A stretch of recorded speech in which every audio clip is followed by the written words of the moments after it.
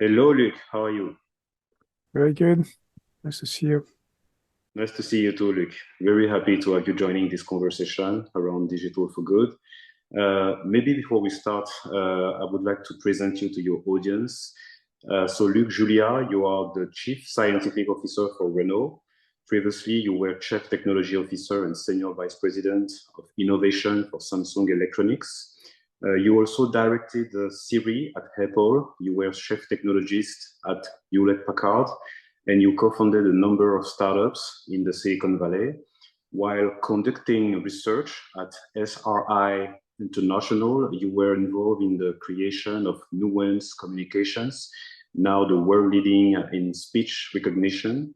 You are a member of the French National Academy of Technologies. You are the best-selling authors of the book There is no such thing as artificial intelligence. You hold dozens of patents. And last but not least, you are recognized as one of the top 100 most influential French developers in this digital world. So very happy again to have you joining the conversation, Luc. My very first question for you will be very much about your kind of a definition of what AI is in a way. I think you're not living in this world if you did not heard about AI nowadays. I'm curious to know about your definition of what AI really is, and in particular, what does this terms of intelligence means when it is supposed to be artificial? Yeah.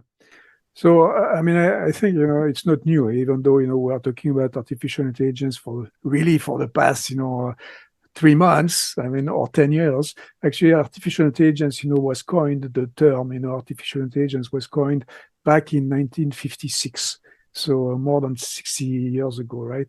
So it's not new, and I think it's a mistake actually to have called that artificial intelligence. So this is my issue. So the definition today is not what people have in their mind, in the sense that it's not a Hollywood, it's not science fiction, it's not Terminator, it's not the movie Her, right? So it's not all that. If I had to give one definition for artificial intelligence, I would say that it's a toolbox. It's a toolbox with a lot of tools inside, lots of very specific, specialized tools that have purpose and that are doing very well, better than us, whatever thing they are supposed to do. So it's a bunch of artificial intelligences, and like we have in the toolbox a hammer, a screwdriver, a saw. Inside this toolbox of artificial intelligence, you are going to have some very specific ones that are going to see better, drive better, do something else better in all the possible domains that you can imagine. So there are tools. By definition, tool is better than us. It does one task better than us, but there is no one artificial intelligence that is doing everything, what we would call, the artificial general intelligence. That doesn't exist. That's interesting. That's interesting because we heard some of the buzz going on in terms of generative AI, it's just things. So your point is very much that okay, all of this is just a matter of some tools in a way with specific purpose, and so there is many artificial intelligences in a way. And so depending on what kind of a task we want to support with this, we are going to select the right type of, let's say, artificial intelligence to do so and to perform better. Exactly, this is exactly so. And what is interesting about generative artificial intelligence, right? So the thing that we are talking about right now with ChatGPT and DALI and all those things, it's very interesting. Actually, this time I don't think that we made a mistake in naming it. I think that we made a mistake by naming artificial intelligence, because of the word intelligence. But I think that the naming of generative AI is actually pretty good. It's generative AI. It's not creative AI. The creativity, still is on our lap. So it means that, when you use those artificial intelligences, the generative ones, you type a prompt, right? So the prompt is going to basically drive the generative AI to do whatever, you ask for. So the creativity is still in the prompt, is still in what you ask for, right? So this is the AI is just quote unquote going to generate whatever you asked.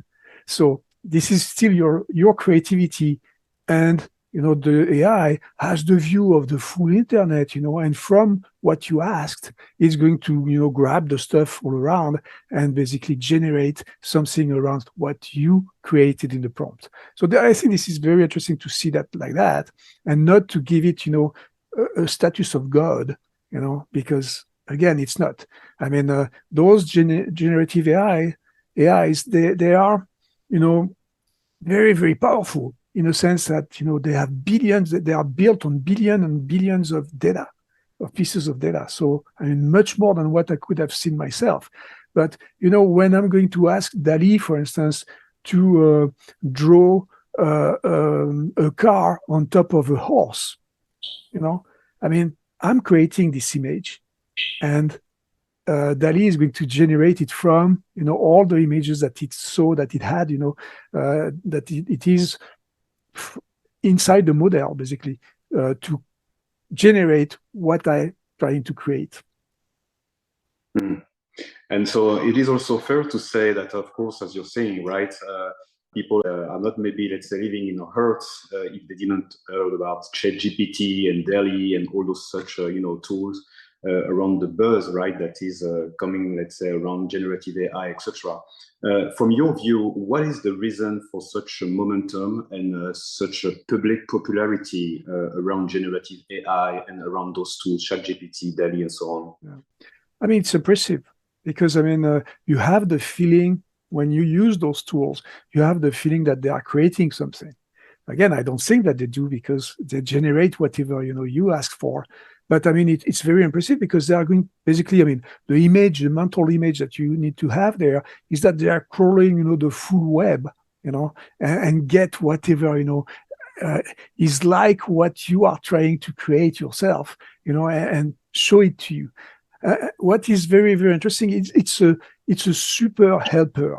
It's a super assistant, right? So it's going to have the ability to find the stuff that you feel you can have, but it's going to help you to do it, in reality. So that's why it's a good generator. But it's going to generate ideas or to generate things that you can, after that, remodel the way you want. What is very, very interesting with those generative AIs is that once you have something, you can continue to work on the thing that it generated in order to, to shape it the way, again, that you had the idea for, right? So that's very good. But I mean, there are two reasons for which it's very popular. It's very powerful, so it's impressive. It's also kind of weird in the sense that we know that it's not always good. I mean, we know that. We know that there are a lot of mistakes. But also, I mean, we have to give it, to OpenAI and to Microsoft. I mean, it was pure marketing. I mean, and very, very good marketing. Microsoft needed, this buzz to kind of revive Bing a little bit, their search engine that is nowhere, basically, in the market compared to Google. So good buzz, good marketing, I mean, with the consequences that can be a little bit difficult, when we are going to realize more and more when we learn about those AIs that, there might be some copyright issues, there might be some mistakes that they do, and so it might not be very good. And Google with Bard, was actually a victim of that. So we'll see where it goes in the next few months, but for sure, very good marketing and very impressive way to present it and to give it to the people to play with it. I mean, it was also, something. It's an open. I mean, OpenAI is a good name as well. It's an OpenAI. Mm. And actually, this is a good name, actually, OpenAI, because basically they are, let's say, driving in a kind of a purpose of democratizing the usage of AI. So so far so good, I will say, with the buzz and the popularity of, let's say, the ChatGPT, for example, we see a kind of a democratization of the usage of AI in many ways. And as we think also about AI, we commonly think about a key word that is, let's say, having more and more importance, which is responsibility. There is a kind of a good consensus in the fact that for many operations and tasks, AI should not take over the responsibility that relies on human and need to keep human in the loop for critical decision, especially. And however, there is a kind of a paradox when it comes to automation and when it comes to autonomous vehicles, for example. We know that vehicles such as car, even though they are, let's say, one of the greatest innovation of our century, that have revolutionized human mobility so far, are also one of the cause, I would say, of death for many, let's say, people around the world, one of the top 10 causes, right? So can AI make the right decision on the road in an autonomous way, and therefore without having human judgment in the loop? Yeah. So, there are many questions what you're asking, right? And there are many responses as well. So the reality is that when we talk about autonomous driving, when people, again, in their, imaginary thing are talking about autonomous driving, and when Elon Musk is talking about autonomous driving, they are talking about autonomous driving level 5, which is the highest possible, level of autonomy, which is when a car can go from A to B with no mistake, with everything going well, and no accident, nothing. This is the ideal situation. Ideal doesn't exist. Okay, so level 5. I have maybe my news for the people here. Level 5 will never exist. It's just impossible. Now we need to understand where we are today. Right? Today, there are already a bunch of autonomous, systems in the cars. This is what we call ADAS. This is helpers basically that are going to be able to brake, in the emergency situation better and faster than you. That is going to see better than you, some objects around the car according to the sensors that are in the car. If you have lidars, radars, cameras, and stuff like that. So, I mean, ADAS is there today.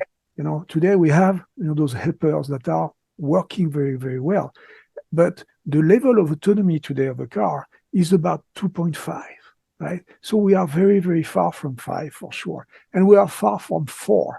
4 is what we should shoot for, right? 4 is going to help to reduce the number of accidents. It's not going to eliminate the accidents. It would be a lie to say that. But today, as you said, I mean, there is 1 million deaths, on the roads all over the world every year. So if we can reduce that by 90%, it's 900,000 lives that we save, every year. So I think that with level 4, we can go there. We can, achieve this goal. So let's try to go to level 4. So first of all, we need to go to level 3, and then to level 4. So what does that mean concretely? It means that we need to put more sensors in the cars. We need to have, better systems. We won't have systems that are going to be good all the time, that are going to be able to take care of all the situations. This is why we cannot reach level 5. There will be always somewhere, somehow, the system, the robot, the car, will need us to take a decision when they don't know what to do. It might happen only 0.001% of the time, but at one point, there will be a need for a human in the loop, in any case. And we see that with all the AIs, actually, today, whatever it is, there are more, like in the robotic world, they are more like cobots than robots, right? It means that we need to be in the loop all the time, because when there is something that is unexpected, we are here because the unexpected, even though we don't know what it is, we, take decision and invent something. We adapt, which those AIs, they cannot adapt.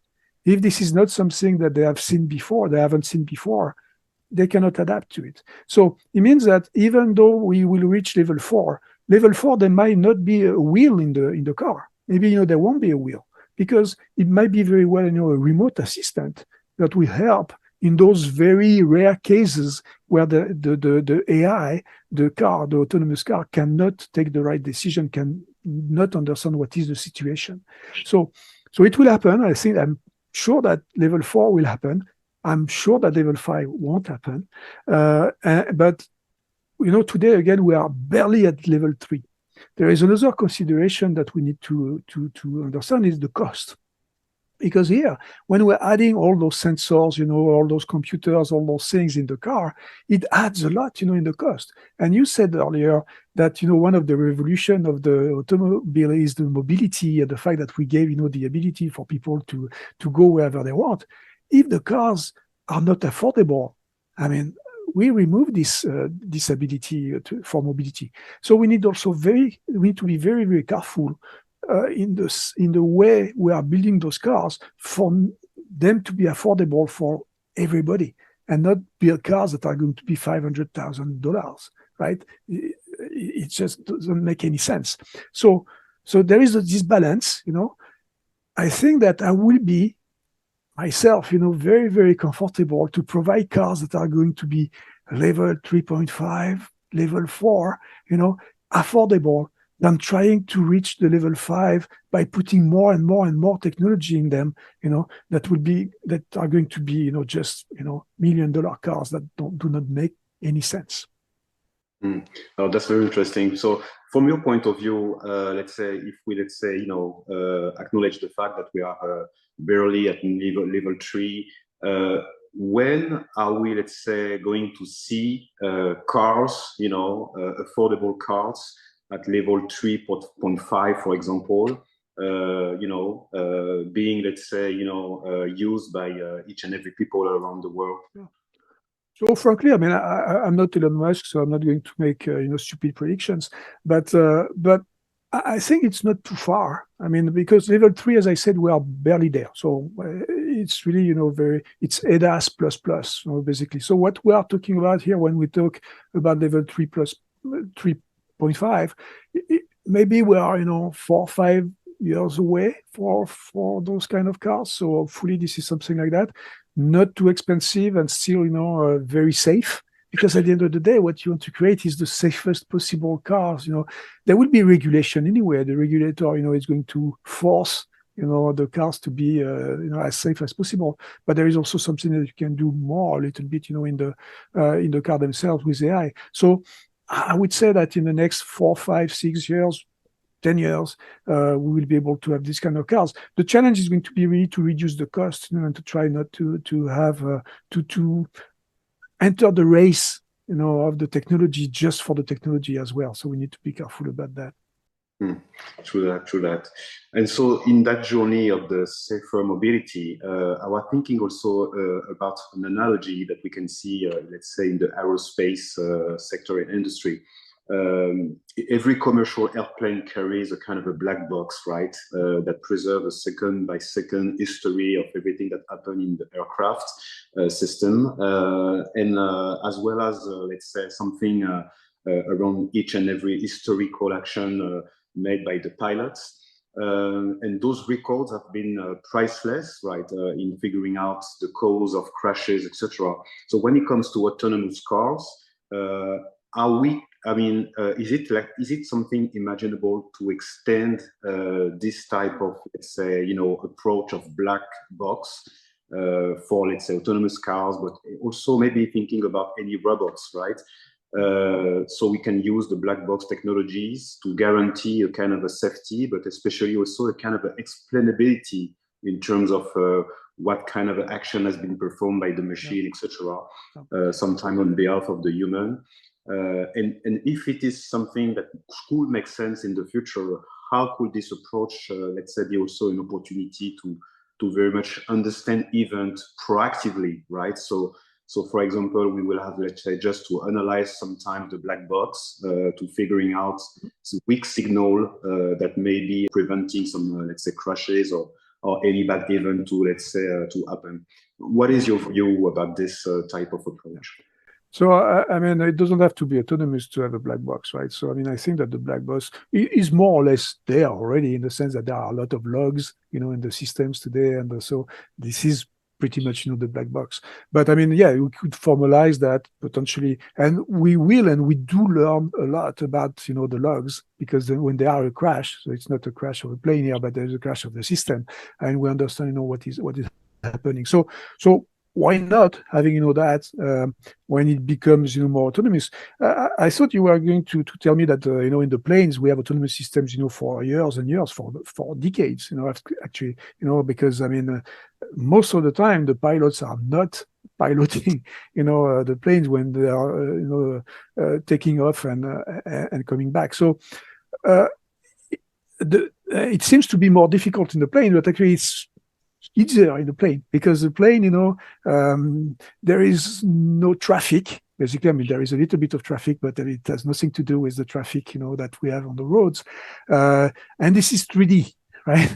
So we have, they have a lot of ways to go around, where, here on the Earth, it is 2D. And there are, bikes, people, cats. I mean, there are a bunch of things, that we need to avoid. So, but it's very interesting, and we learned a lot, from those systems. And you're right. I mean, the black boxes, they helped a lot to understand, what is happening with the pilot or with the system itself. So, yes, it's a good idea to have these kind of things. Again, I think that the logs are going to be this is logs plus, but we will learn. It's not mandatory until it is. So it means that the regulator, maybe, will ask for it one day. But it's definitely something that we are doing anyway in order to understand how the systems are working, how the pilots or the drivers are reacting to some of the things, that happen in the cars. So this is already something that is being used today. Great. And so self-directing autonomous systems go, let's say, well beyond cars, of course, and trucks and robots, welders on factory floors. We are living more and more, let's say, older, and the way we will organize society for this is one of the key stakes, of course, on moving forward. As the development of the self-directing autonomous systems evolve, and opportunities of reinventing, for example, nursing homes using some sort of care bots to deliver meals, monitor patients, and even provide companionship will be made possible. So while we explore the necessary capabilities, right, for safe autonomous cars, moving from barely 3 to 3.5, etc., as you was explaining, and to become a kind of a reality in our society. What is, from your view, let's say, the other grand challenges, right, that this technology will help the humanity to tackle and to solve, maybe? Yeah. So, I mean, all the domains that you described, where we can have some kind of autonomous vehicles, robots or whatever we want to call them. I mean, all of them, they are going to be very specialized. And I'm going back to what I said at the very beginning, the fact that, you have the toolbox with the very specialized, tool for each of the domain that you are trying to tackle. I mean, let's take trucks, I mean, it's going to be very interesting. It's going to be very good to have those long hauls, being done by those autonomous trucks. It's easier in the fact that, usually they are on freeways, and freeways, there is, again, less differences, so it's going to be something that you are going to expect a lot of the things that can happen. You can always have an elephant, that is going to cross the road. I mean, why not? It can happen, right? But I mean, usually it's the environment is well known. Inside a factory, same thing. I mean, this is a very confined environment that you can predict, much more. So we are going to start with those very things, and we already started. For instance, robots that are going to deliver food in a hotel, 3 stories. Same, corridor, same thing, pretty simple. So it already happens. There are hotels that are doing that. I mean, the experience for the guests is much less personal. Maybe they like it, they don't like it. They like it because it's kind of new, but they don't like it because it's impersonal. So it depends. We are going to learn. We are going to understand some things. There are some robots, as you said, also in the hospitals. There are some robots in the nursing homes. Because when you have Alzheimer's, I mean, it's complicated, to talk to those people, and it's tiring for the people who are trying to care for the patients. Having a robot that is going to have a conversation with those persons, might be something that is socially, acceptable. So we are learning. It's just the beginning. There are many places where we can have those robots, those AIs. It's not going to be only in the form of robots or form in the vehicles. It can be something else. But again, we are just starting. I mean, the past 70 years, 67 years, of AI, it's really just the beginning. And so, yes, as you were saying, back to your point, in terms of, let's say, specifying the different tasks and mission that you want the AI and the robots in a way to deliver, it is going to be also key to figuring out what are, let's say, the different, we'll say, mission that we want to perform thanks to robots, thanks to AI, to make sure that we have, let's say, the machine very well fitting the type of objective that we want to reach. Yeah. The question that I wanted also to ask you, Luc, is very much about the conception of all those new technologies, AI, robots, and so on. This is fair to say that there is a lot of men, I would say, right, in this industry, many times and often, I would say, when it comes to developing new software and new type of technologies, etc., out there. This is very much, let's say, something that is built by men and less by women. I would like to, let's say, know your perspective and view about this, and what is at stake for our society, let's say, if we do not bridge that gap in a way. I mean, this is a big issue, and you're totally right. I'm here in the Silicon Valley, right? I mean, in the Silicon Valley, the reality of the gamma, what we used to call the GAFAM. I mean, the gamma are basically, white males. I mean, this is what it is. And so there is a bias in the way the data is going to be analyzed or chosen. So this is, I mean, all those systems that we are talking about, right, they are statistical systems. I mean, when we talk about AI today, this is, what we call machine learning, deep learning. And machine learning, deep learning, this is statistical systems that are based on big data, on huge data, right? And the data that is collected, has bias, in it, in any case, right? And when we try to remove the bias, it means that we add our own bias. So it's a very complicated problem, And so when I'm saying, that here in the Valley, it's basically, white male, I mean, female, I mean, very, very complicated. And in most of the companies, we are reaching, 15, 18%, females. I mean, it's very, very low.